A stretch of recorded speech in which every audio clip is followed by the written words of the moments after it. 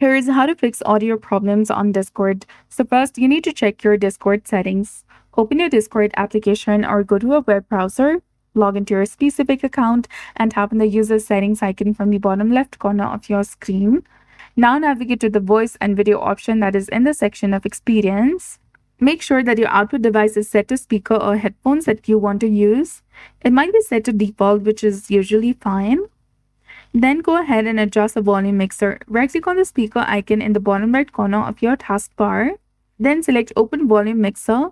In the Volume Mixer window, find Discord and you'll likely see two separate Discord volume sliders. Then you can go ahead and drag the slider to its maximum value or set it to 100%.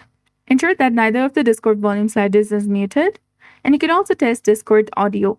Go to Discord settings, then scroll down and tap on Notifications, which is below Connections. Then select Sound from the drop-down menu. Click on any sound to test it, and you should now see the audio.